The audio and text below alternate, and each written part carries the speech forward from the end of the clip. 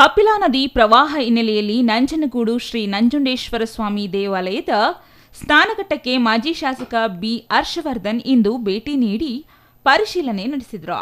ಬಳಿಕ ಸುದ್ದಿಗಾರರೊಂದಿಗೆ ಮಾತನಾಡಿದ ಅವರು, ಕೇರಳದ ವಯನಾಡಿನಲ್ಲಿ ನಿರಂತರವಾಗಿ ಮಳೆಯಾಗುತ್ತಿರುವ ಹಿನ್ನೆಲೆಯಲ್ಲಿ ಕಬಿನಿ ಜಲಾಶಯ ಭರ್ತಿಯಾಗಿ ಸುಮಾರು 70ಕ್ಕೂ ಹೆಚ್ಚಿನ ಕ್ಯೂಸೆಕ್ಸ್ ನೀರನ್ನು ನದಿಗೆ ಹರಿಬಿಡಲಾಗಿದೆ ಎಂದರು.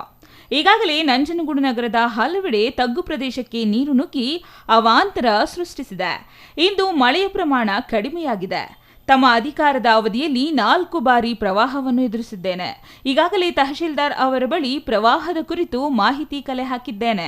ಸಂತ್ರಸ್ತರಿಗೆ ಗಂಜಿ ಕೇಂದ್ರದ ತೆರವು, ಅವರಿಗೆ ಎಲ್ಲಾ ರೀತಿಯ ಸೌಲಭ್ಯ ಒದಗಿಸಬೇಕು.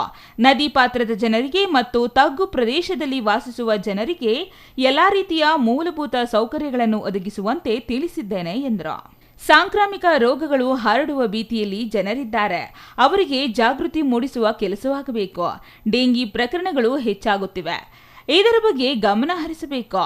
ಮುಂದಿನ ದಿನಗಳಲ್ಲಿ ಹುಣ್ಣಿಮೆ ಇರುವುದರಿಂದ ಶ್ರೀ ನಂಜುಂಡೇಶ್ವರ ಸ್ವಾಮಿ ದೇವಾಲಯಕ್ಕೆ ಸಾವಿರಾರು ಸಂಖ್ಯೆಯಲ್ಲಿ ಭಕ್ತರು ಆಗಮಿಸುತ್ತಾರೆ. ಅವರಿಗೆ ಮುನ್ನೆಚ್ಚರಿಕೆ ಕ್ರಮವನ್ನು ಕೈಗೊಳ್ಳುವಂತೆ ತಾಲೂಕು ಆಡಳಿತ ತಿಳಿಸಬೇಕು ಎಂದರು.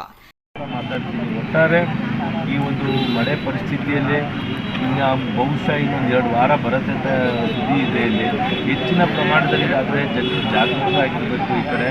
ಮತ್ತು ವಿಶೇಷವಾಗಿ ತಾಲೂಕು ಆಡಳಿತ ಕೂಡ ಮಾಧ್ಯಮದ ಮುಖಾಂತರ ಇಲ್ಲಿ ನಾಳೆದು ಕೂಡ ತಮ್ಮ ಹುಣ್ಣಿಮೆಯನ್ನು ಕೂಡ ನಂಜುಂಡೇಶ್ವರ ದೇವಸ್ಥಾನಕ್ಕೆ ಸಾವಿರಾರು ಭಕ್ತಾದಿಗಳು ಬರೋರು ಇದ್ದಾರೆ.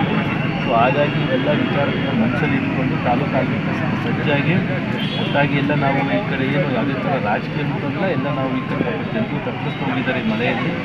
ಇನ್ನು ಈ ಸಂದರ್ಭದಲ್ಲಿ ಜಿಲ್ಲಾ ಪಂಚಾಯಿತಿ ಮಾಜಿ ಸದಸ್ಯ ಚಿಕ್ಕರಂಗನಾಯ್ಕ, ನಗರಸಭಾ ಸದಸ್ಯ ಸಿದ್ದರಾಜು, ಮಹದೇವ ಪ್ರಸಾದ್ ಸೇರಿದಂತೆ ಹಲವರು ಹಾಜರಿದ್ದರು.